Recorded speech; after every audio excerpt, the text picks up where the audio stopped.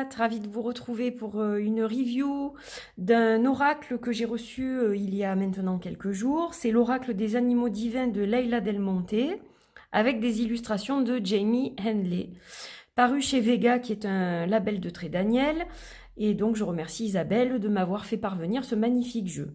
Alors cet oracle, c'est le second oracle de Leila Del Monte, qui est une des premières à avoir promu un peu la communication animale en Europe surtout. C'est une des pionnières dans le domaine et maintenant elle est connue dans le monde entier. Elle est aussi l'auteure de l'oracle des animaux sacrés, voilà, qui est paru aussi chez Très Daniel. Alors, donc la boîte rigide, hein, comme toujours, avec des petites encoches sur le côté. Voilà, une jolie boîte avec des couleurs bien terre, bien nature. Voilà, j'aime beaucoup ce type de couleurs. Alors, qui sont Cernunnos, Kitsune, Nanook, Ganesh. Dans toutes les civilisations, il est important de se reconnecter à la dimension sacrée des animaux qui ont toujours eu un rôle liturgique dans la vie des humains. Les animaux divins étaient dépeints comme des êtres surnaturels prépondérants, parfois vénérés, parfois maudits, mais ayant toujours un rôle important dans le fonctionnement de notre planète. Climat, catastrophes naturelles, etc. Et dans la vie terrestre de l'être humain. Selon les différentes cultures, les animaux divins pouvaient être caractérisés comme étant les créateurs du cosmos ou du chaos originel. Tour à tour gardiens de la sagesse et de la connaissance, guides, dieux ambivalents ou séducteurs malins qui nous mènent à notre perte, ils représentent tous des étapes différentes dans notre propre apprentissage.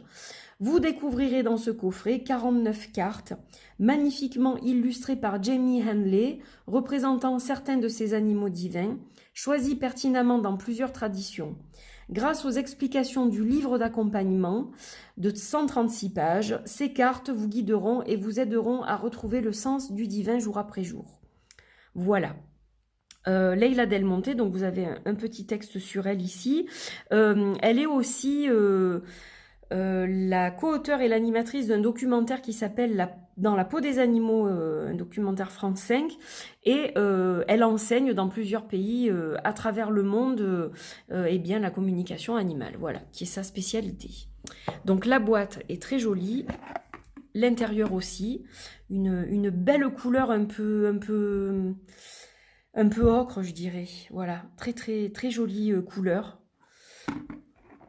Donc voilà pour la boîte. Alors on va s'intéresser un peu au livre. Je vais vous le montrer. Donc le livre, l'oracle des animaux divins. Bon, là vous avez la présentation avec de la même auteure. Donc on vous parle de ces livres ici. Vous avez toute la liste. Voilà.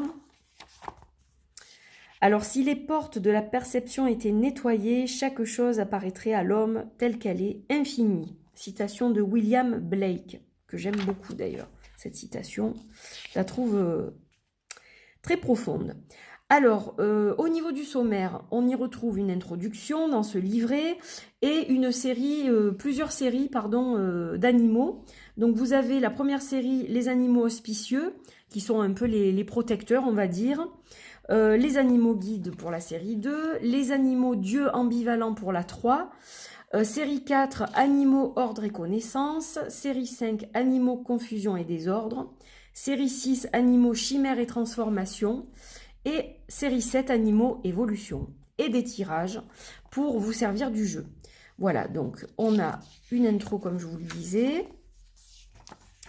Et ça commence donc avec la première série, les animaux auspicieux. Donc vous avez la liste des animaux avec leur petit nom et la culture de laquelle ils sont originaires.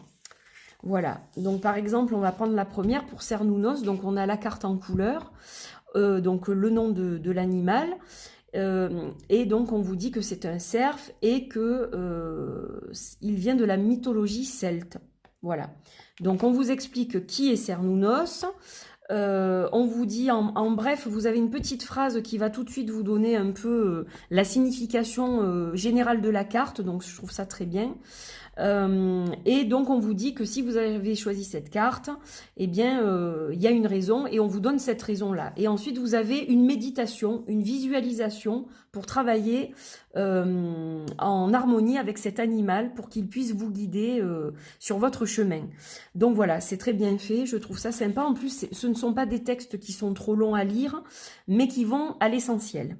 Voilà, d'ailleurs on tirera une carte à la fin et on verra sur qui l'on tombe. Donc c'est pareil pour toutes les séries des animaux. Voilà, donc c'est très bien fait. Et ensuite, à la fin, vous avez des tirages donc, qui sont expliqués. Là, par exemple, vous avez un tirage de 7 cartes, une carte par famille. Voilà, donc on vous explique comment interpréter ce tirage. Vous avez un tirage 3 cartes classiques, présent, passé, futur. Ou passé, présent, futur, si vous préférez. Le tirage, une carte le matin. Le tirage, une carte le soir. Voilà, donc des tirages classiques. Et puis un tirage un peu plus détaillé pour mieux aborder une situation difficile. Donc voilà, je trouve ça assez intéressant pour pouvoir travailler en profondeur un peu avec ce jeu. Après, vous savez que vous pouvez aussi, évidemment, utiliser les tirages dont vous avez l'habitude. Voilà. Alors, le jeu en lui-même, il est là. Il arrive dans son petit pochon doré. Donc, très joliment présenté. Voilà. C'est un peu la marque de fabrique de ces éditions, le pochon qui accompagne les cartes.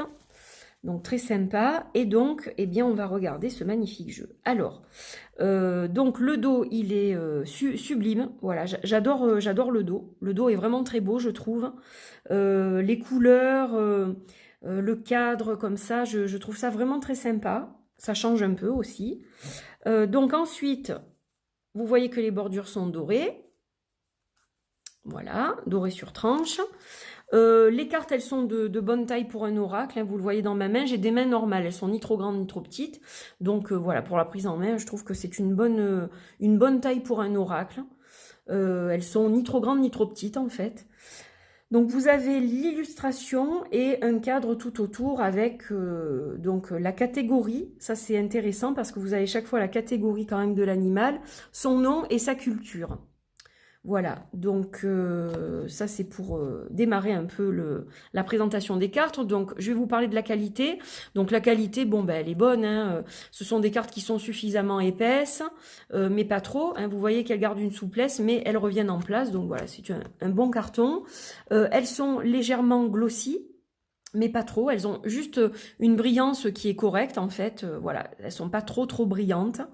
Donc ça fait ressortir les couleurs en même temps, mais elles ne sont pas excessivement brillantes parce que ça peut gêner certaines personnes aussi.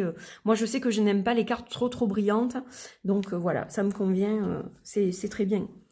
Alors on va commencer donc par la catégorie des auspicieux. Voilà. Donc dans les animaux auspicieux, donc nous avons Cernunnos qui est celte, magnifique cerf. La chouette qui vient d'Inde, elle est magnifique. Hein. Je trouve que c'est une des plus belles cartes du jeu. Donc là, on a Hamza, le cygne pour l'Inde. La licorne. Nanook, l'ours amérindien. Quilin qui vient de Chine, le petit dragon. Et le requin des îles Fidji. Donc ça, c'est la série des animaux auspicieux. Ensuite, on a les guides. Alors, dans les guides, nous avons Alkonost qui vient de Russie. Sont très jolies les illustrations. Amian qui vient des Philippines. Le dauphin qui vient de Grèce. Ganesh, alors lui, c'est un peu mon idole, hein, Ganesh. C'est une divinité hindoue que j'adore vraiment. J'ai une statue dans mon bureau d'ailleurs. Et puis, bon, ben, c'est un symbole particulier pour moi parce que l'éléphant paprika, voilà, Ganesh, ça me parle. Animaux guides, toujours. Nandi, qui vient de l'Inde, la vache sacrée. On a Pégase et on a Sint Holo, amérindien, le serpent. Les couleurs sont très belles aussi. Très très belle couleur. Allez, on va passer aux dieux ambivalents. Voilà, je vous les montre par catégorie, je trouve ça mieux. Donc on a le corbeau amérindien, avec de belles couleurs, les reflets verts comme ça sur les plumes. C'est vraiment sympa. Le coyote. La femme biche. Elle est sublime. Kitsune, le petit renard du Japon, le renard blanc. Pan pour la Grèce. Puka et la sirène, la Grèce toujours. Alors ensuite, on a l'ordre et la connaissance, donc avec Airavata pour l'Inde. Baifu pour la Chine, le tigre. Bedawangnala pour Bali. La tortue, regardez les couleurs, c'est vraiment magnifique. Celle-ci, je l'aime beaucoup. Moi, j'aime beaucoup, vous le savez, la culture amérindienne, si vous me suivez depuis longtemps. Donc, la femme araignée, ça me parle. Garuda, Narasimha pour l'Inde, magnifique aussi. Nout pour l'Égypte. Donc, vous voyez que vous retrouvez vraiment des cultures des quatre coins du monde, et c'est ça que j'aime bien. J'aime beaucoup le côté cosmopolite dans les jeux, moi. Alors, la confusion et le désordre maintenant avec Fenrir nordique, le Minotaure, Raiju pour le Japon, elle est belle celle-ci. Seth pour l'Égypte, l'âne, Wuchowsen, amérindien, Zmei pour la Russie. Je vous montre toutes les cartes, comme ça vous permet de les découvrir. Alors, les chimères et les transformations. On a Baku pour le Japon. Boudipalienne pour l'Inde. Signos pour la Grèce. New pour le Japon. Le phénix. Sublime carte du phénix. Selkie. Écosse et Irlande, le singe pour la Chine. Et on arrive à l'évolution, les animaux évolution. Donc on a l'aigle d'or amérindien, Akamata, Japon, Odumla nordique, la biche blanche, celle-là je l'adore, je la trouve superbe cette carte. Très très très belle biche blanche. Goulinboursi nordique, Lungta, le Tibet, le beau cheval, et Nava Gunjara pour l'Inde. Donc là, vous avez vu toutes les cartes. Donc maintenant, ce que je vais faire, c'est que je vais les mélanger. Alors, je vais les mélanger hors caméra et je vais couper la vidéo. Comme ça, elles seront bien brassées et on va tirer une carte et je vous lirai le texte du livre. Allez, je vais encore un peu les mélanger avec vous. Donc, elles se mélangent très bien, hein. Pas de problème. Donc, dans n'importe quel sens, hein, vous pouvez les mélanger dans ce sens-là ou dans ce sens-là. Voilà. Elles se mélangent bien des deux côtés. Allez, on va couper. Et on va voir un peu quel est l'animal qui va nous accompagner. Donc, il vous accompagnera quand vous regarderez ce tirage. Si c'est le jour de la diffusion, ça sera ce jour-là. Et puis, si c'est un autre jour, n'importe quand, eh bien, ça sera cet autre jour. Allez, on va choisir celui-ci. Et on a un animal chimère et transformation, New, le Japon. Donc, le singe. Et donc, je vais vous lire tout de suite ce qu'il en est. Alors, chimère et transformation.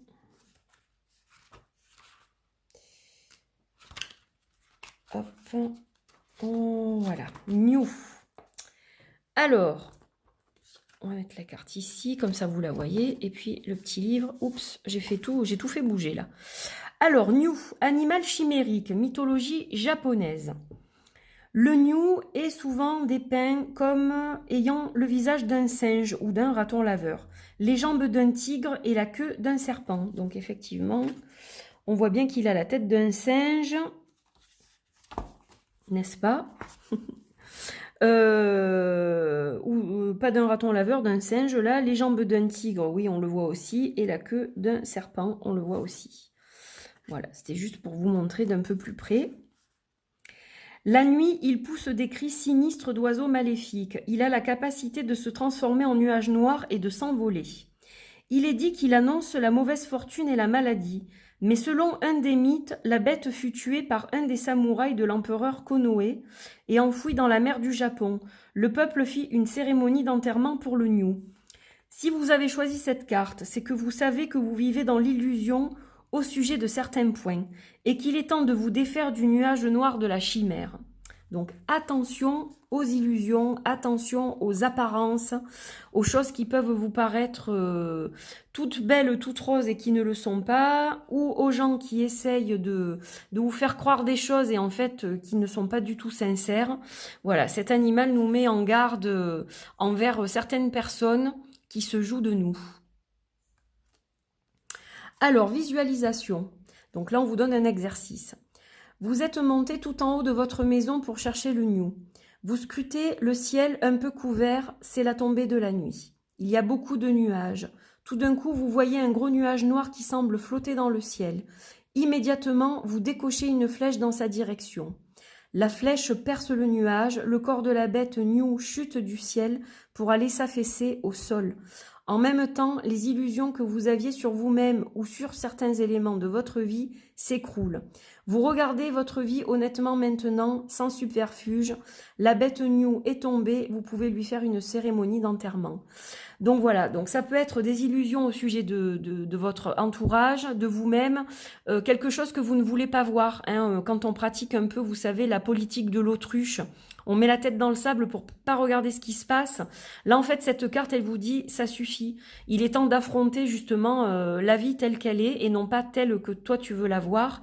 Donc, voilà, tu perces le nuage, la bête s'écroulera, tu enterres tout ça et tu repars avec des idées neuves et une vision plus réaliste qui va permettre d'avancer et de progresser. Voilà un peu le message, je pense, de cette carte. Donc, j'espère que cette review vous a plu. Moi, j'étais ravie de la faire pour vous, de la refaire d'ailleurs, puisque je l'ai tournée hier et que ça n'a pas fonctionné. J'ai pas pu la mettre en ligne et puis surtout, j'avais un souci a priori autre que Internet. Là, c'était vraiment la vidéo qui avait eu un bug pendant que je l'ai enregistrée et du coup, je ne pouvais rien en faire. Voilà, donc j'étais ravie de vous retrouver pour cette review. Je vous souhaite une très belle journée. Ce jeu, évidemment, vous pouvez le trouver sur toutes les plateformes que vous connaissez très bien, chez les bons libraires également et chez l'éditeur également. Voilà. Je vous embrasse, je vous souhaite une très belle journée et je vous dis à bientôt pour d'autres vidéos. Portez-vous bien. Bye bye.